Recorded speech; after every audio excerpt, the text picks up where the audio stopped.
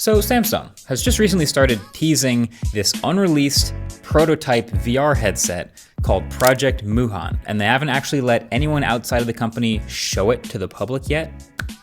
Until now. So welcome to your exclusive first look and early impressions of the very collaborative Samsung and Google headset that looks a lot like a Vision Pro. I actually want to take a step back real quick though, because this isn't just a Vision Pro lookalike. This is potentially a huge step towards fixing the fragmentation in the world of VR and mixed reality headsets right now. Because right now there's Vision Pro obviously running Apple's Vision OS.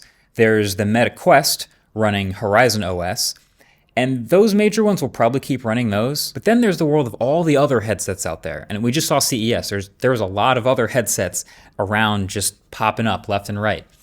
And what software should they run? So this is the first Android XR headset. So it's a pretty deep collaboration between Google and Samsung.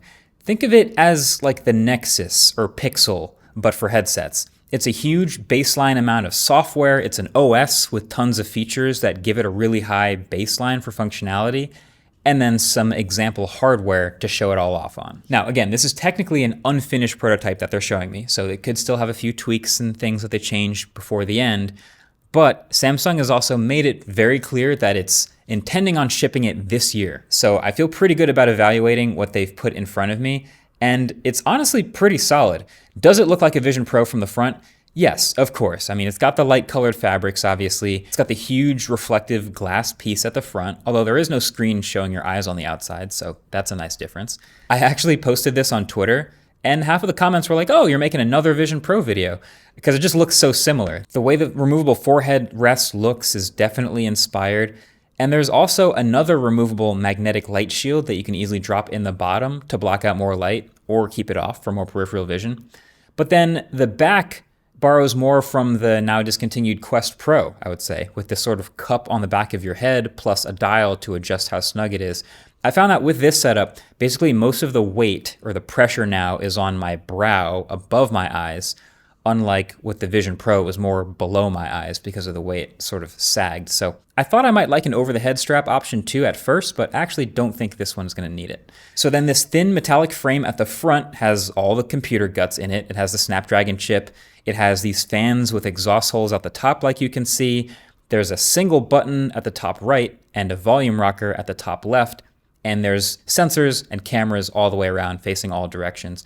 And there's even a touchpad on the right side strap, right where this raised bar is right here. And then there's even one more thing that you might have noticed that they copied from Vision Pro, which is the external battery pack on a cable that goes into your back pocket. But there is one pretty key difference here. So it connects to the headset with a removable battery like Apple's. It has a decently long braided cable like Apple's, and relatively small first-party battery, just like Apple's. But unlike the Vision Pro, this cable on the battery side is removable, and it's just USB Type-C. So you can use this included battery, which has a more secure fit, obviously, but if you want to plug in a bigger battery or whatever other battery you own, then you can do that too. Thank you. But I've actually come away from this experience not really thinking that much about the actual hardware, because that's not actually what makes this headset so cool. It's Android XR.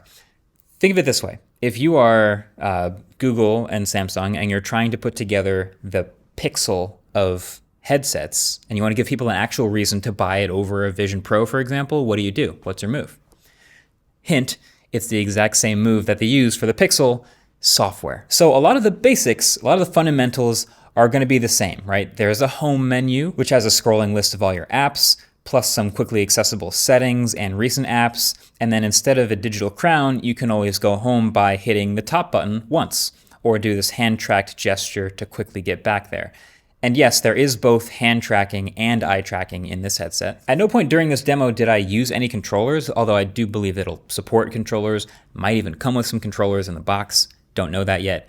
But this was a very easy headset to just set up, put it on, and just use it. And I think also will be super easy to share. So if I just wanted to hand it to someone and they want to see what I see, they put it on.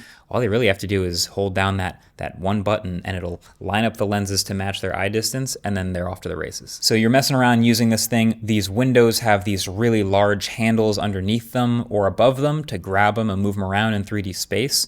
You can also grab any corner to resize a window to basically any aspect ratio you want. And then since it's the Android headset, it has two main things going for it.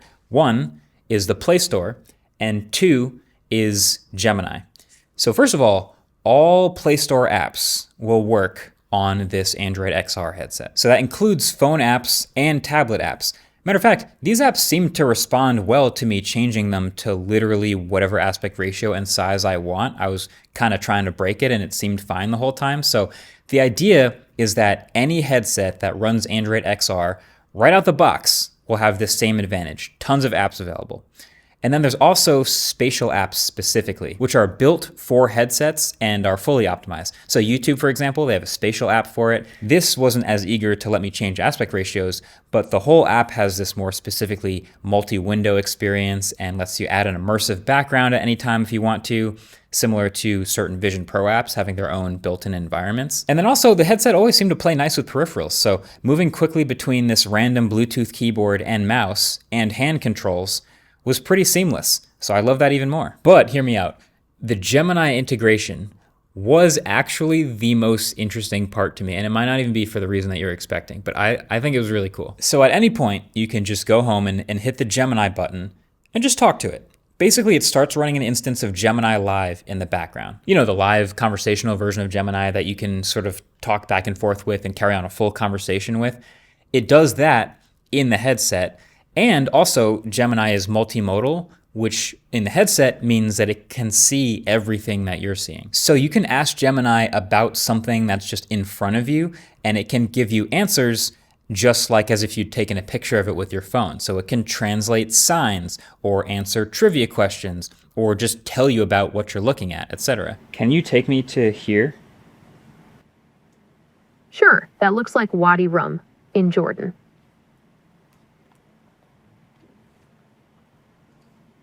One update I would like is for it to be able to subscribe to YouTube channels and like videos, but it doesn't seem to be able to do that yet, so you have to do it with your mouse and keyboard. Whoa. So that was cool, but Gemini can also navigate the UI for you.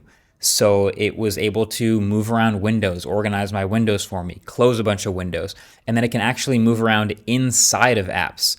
I believe this would just work with spatial apps, but I was having a lot of fun messing around inside of Google Maps and just jumping around to different places just by talking to Gemini and then occasionally selecting things with a pinch. And Gemini would know how to search for things. It would know how to use a search box. It would find things in maps, switch the UI from street view to the zoomed out view.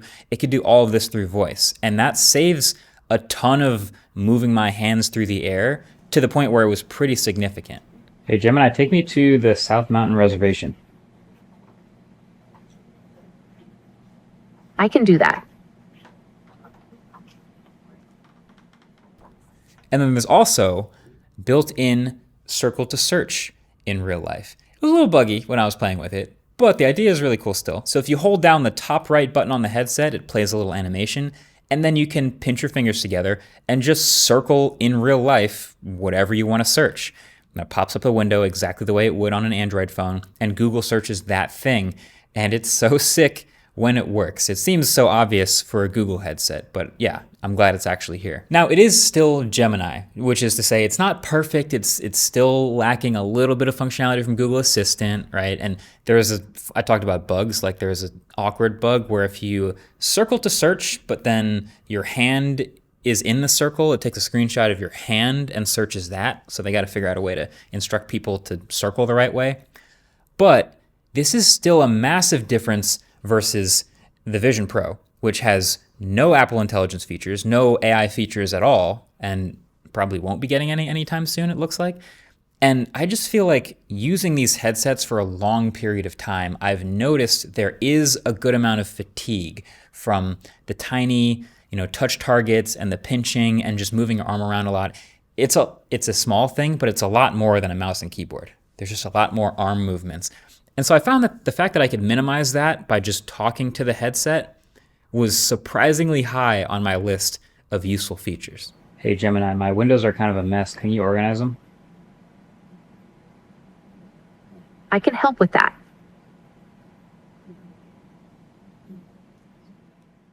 So my takeaways from my couple hours here, I could judge things like display quality and field of view, which were both fine, by the way, not remarkable. It had pretty good sharpness, much better than it looks in my screen recordings, I can tell you that, just a notch behind Vision Pro. But also these things could all change a little bit by the time the final headset comes out. I also like the hardware design. I like that you can easily remove this light shield and keep some peripheral vision and some light coming in from the rest of the room around you. It just subconsciously made it feel slightly more like glasses, even though they're obviously not glasses. But overall, it's almost been more fascinating to see what Google is doing at a software level with their first new platform, like their first new OS really, in like 10 years. So I feel like I just got to test drive a concept car where they have a whole bunch of new ideas about how driving works. And if this is the Pixel 1, let's say, of Android XR headsets, then that leaves room for other higher end and lower end headsets to come out with Android XR, just like there are higher end and lower end phones.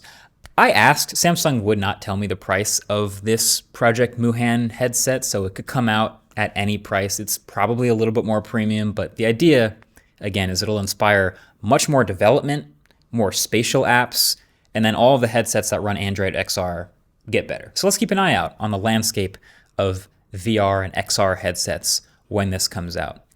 And now, shout out to Best Buy for sponsoring this portion of the video. Best Buy is the go-to for the latest and greatest selection of tech, including virtual reality products, so stuff like the Meta Quest and other VR gaming and accessories. So shop now in-store or online at bestbuy.com.